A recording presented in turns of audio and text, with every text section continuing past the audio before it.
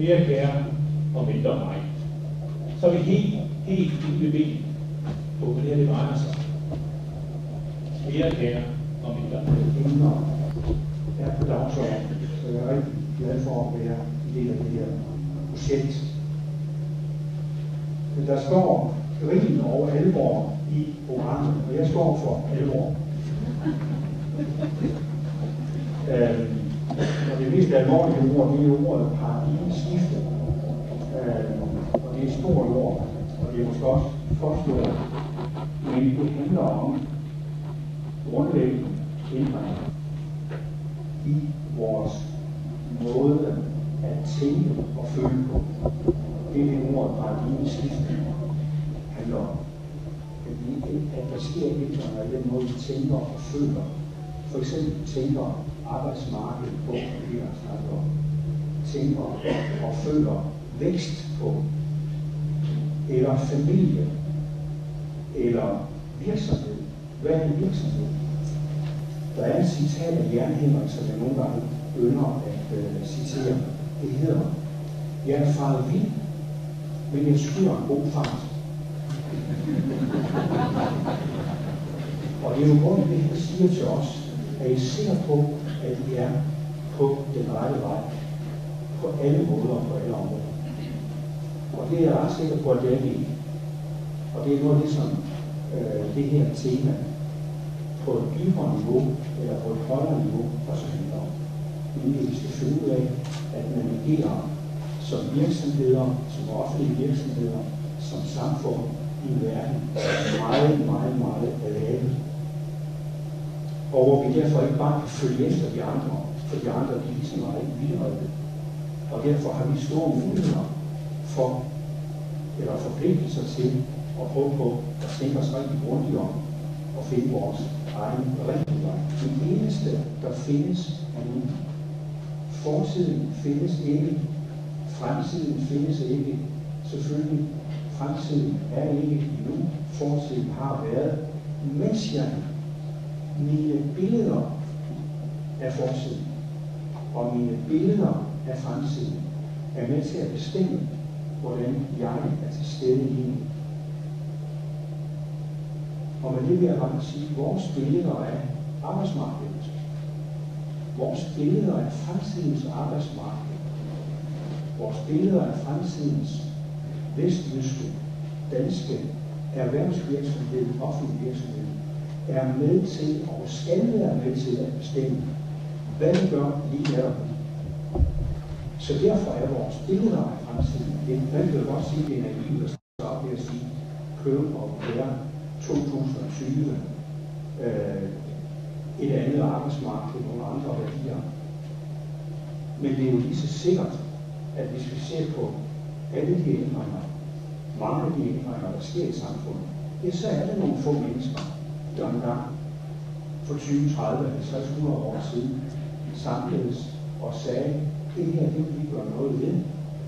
Og så gjorde de noget ved det, og så skete der nogle tilfælde ganske voldsomme forandringer. Det har nemlig et godt gammelt dansk ord for kære, og det hedder kære, K-E-R-E. Vi skal kære os for hinanden. Og det betyder, at hvis vi slår op i ordbogen, så står der vise interesse. Det bekymrer sig om hinanden. Den arbejdsløse, den syge, konkurrenten måske. Kære om, at det også går konkurrenten også, at vi sammen er stærkere og kan udvikle noget, som er endnu bedre og endnu mere bæredygtigt og endnu mere langsigtet bæredygtigt. Så vi skal kære os, eller på moderne dansk, vi skal kære. Det er et vigtigt fænomen. Det er ikke et ord, vi bruger ret meget, og det kan også være nogle grunde til, som Bhutan-ministeren faktisk oprettet. Der er jo evidens. Kære, hvis vi slår det ord op, så betyder det samme, men lidt flere ord her: omsorg, omgive, pleje, pasning, varetægt, beskyttelse, det man tager sig af. Og et code, ja, det er jo et kodex. Og et kodex, det er jo en lovbog, det er en samling principper for noget, som vi vil interessere os for, adbyde eftermæle. Så selvfølgelig skal vi ikke bare lave nogle nye regler, eller som Peter siger, nogle nye certificeringer. Absolut ikke. Men et kodeks i betydningen noget alment forståede og accepterede spilleregler og holdninger for det at være en virksomhed i et moderne samfund. Det er det, jeg ser som code of care.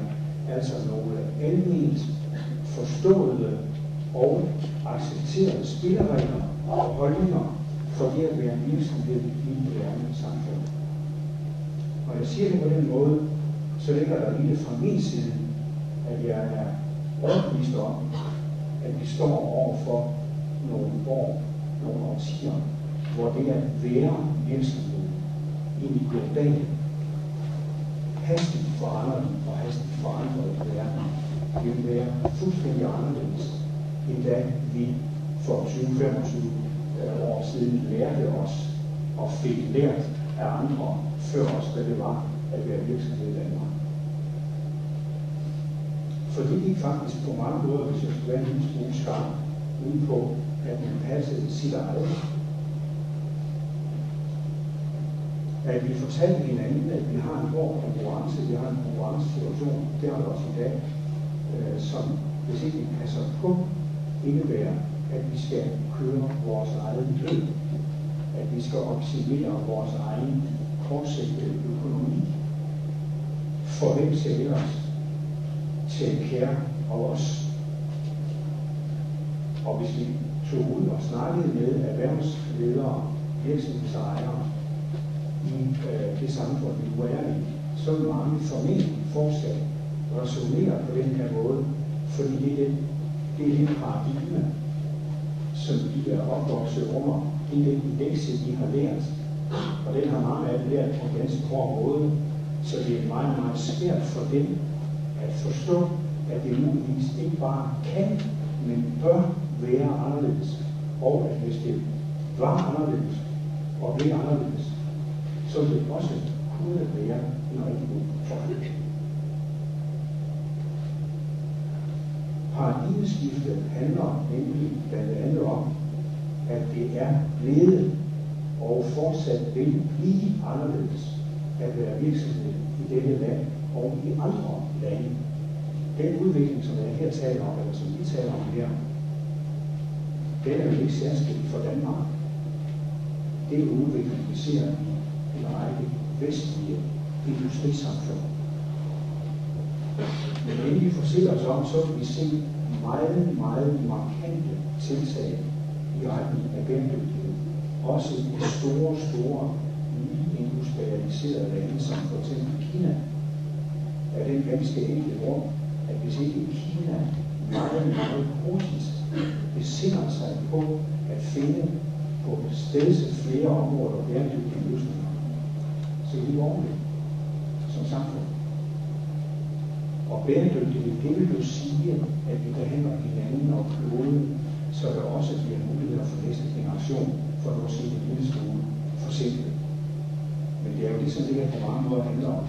Vi skal opføre os ordentligt, sådan som vores næsten, den anden, de andre kan være med, men også sådan, at vores børn og børnebørn kan være med. Og der må vi erkende, at rigtig meget af det, vi gør i lande som vores, det gør vi, som om vi var de sidste. Som om der ikke kom nogen efter os. Hvor mange år indgår der i de normale danske kalkulationer i virksomheder og over på Christiansborg?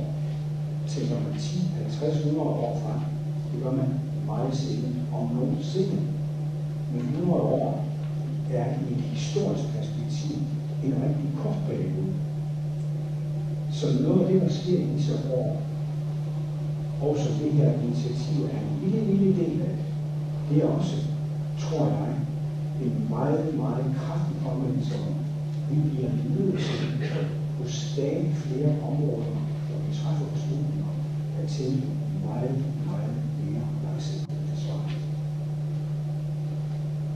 Hvis et samfund som det danske skal bevare sin sammenhængskraft, og det lider i disse årtier, tror jeg. Jeg siger udkants Danmark, det siger jeg jo også. Men det er mange, mange andre dimensioner, det handler om, når vi mærker, at de knager i det lille danske samfunds sammenhængskraft. At der er nogen, der er, som Peter snakker om, ekskluderet. Der er nogen, der er udenfor. Der er nogen, der er meget udenfor. Der er nogen, der aldrig får sig for at konstruere nogle nye fortællinger, som ankommer til os fra fremtiden. Vi har behov for nogle nye billeder af, hvad det er for et samfund, vi i fællesskab kan være med til at udvikle. Hvis vi for eksempel vil kære os en lille smule mere om hinanden og sammenhængskraften, og dem, der ikke er helt med og har klaret sig helt så godt, fordi. Vi skal formulere sådanne fortællinger og fortælle dem til hinanden og lade disse fortællinger være billeder af fremtiden, som får konsekvenser for, hvordan vi agerer nu og her, når nu køber og gærer til at sætte til værk som en realitet i Danmark. Tak for det.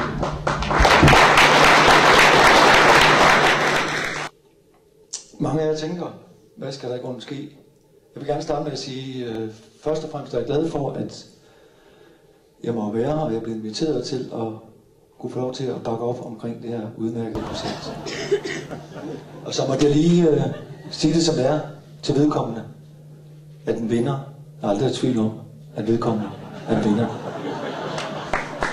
Det er derfor, vi er her i aften.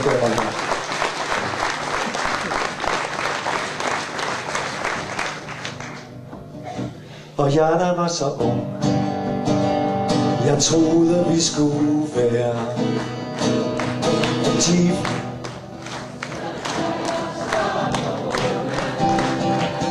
Men vores himmelrum var lige over i alle banker, hele verden fra forstanden. Gør noget, løb for livet, brug dog tiden, elsk hinanden. Gør noget, løb for livet.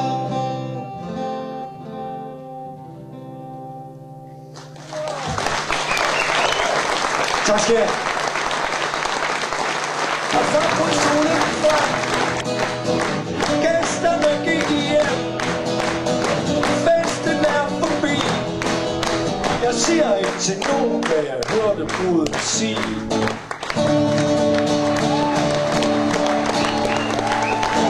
Tak skal jeg. Tusind tak, fordi jeg måtte være med i dette fantastiske projekt. Tak for det. Sidste, nu skal jeg ikke gå krokkeri i det, men jeg kunne faktisk ikke det. Og der kommer lige rigtig til den tidligere, vi spiller på Bornholm, og hver gang. Jeg er nødt til at sige ja. Fordi det er så sjældent, jeg hører om initiativer, der på den måde, som du siger, er inkluderende og peger på nye retninger. Og det er selvfølgelig ikke den fulde begrebet, den fulde omfang af projektet, men jeg kan fornemme ideen og grundtanken tiltale på rigtig meget, fordi jeg synes, at vi lad os bare sige, for 10 år siden var udsat for et alvorligt anslag mod sammenhængskraften. Ja. Det der startede hvad enten man er nu til på den ene eller den anden side af det politiske spektrum, så startede der i hvert fald en værdikamp, som ligesom satte os i nogle forskellige lejre, som efter min bedste overbevisning var kunstigt skabte. Men altså, ikke desto mindre så blev det defineret som en del af en politisk strategi. Og det må man så bare forholde sig til, hvad man vil eller ej. Og det synes jeg har været med til at skabe nogle konflikter i det her samfund, som egentlig er kunstige. Hvor jeg oplever, de steder jeg kommer, en stor lyst til at samarbejde på tværs, og også en virkelig stor lyst til at gå ind i det der af det her samfundets grundprincip, nemlig en anden form for medmenneskelighed. Man kunne kalde det solidaritet, man kan også kalde det medmenneskelighed, eller omtanke, eller omsorg. Og det synes jeg lidt må jeg altid indrømme, at jeg har også tit tænkt, at i det boom, der så kom efterfølgende, hvor det gik rigtig stærkt, inden det gik rigtig stærkt den anden vej, der synes jeg lidt, at der var mange, der måske skiftede sammenhængskraft ud med en eller anden form for grådighed, som i hvert fald ikke genererede nogen som helst form for hvad skal man sige, følelse af at tilhøre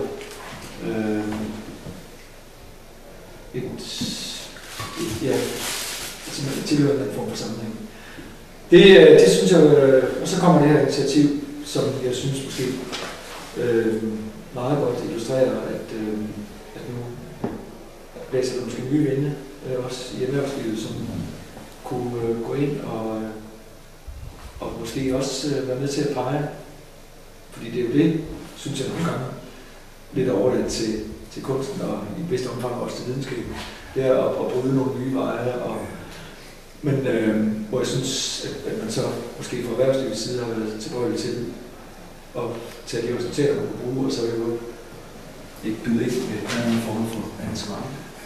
Men det her, det er jo det, der er helt utraditionelt, det er, at det er virksomheder, det er sådan små lokale virksomheder, der hvis man går sammen med det her, ikke? Også i sådan en forening om at sige, vi kan godt diskutere nogle af de store ting, og diskutere, hvad kan vi byde ind med, og sige, det er ikke bare samfundets ansvar, vi har også en rolle.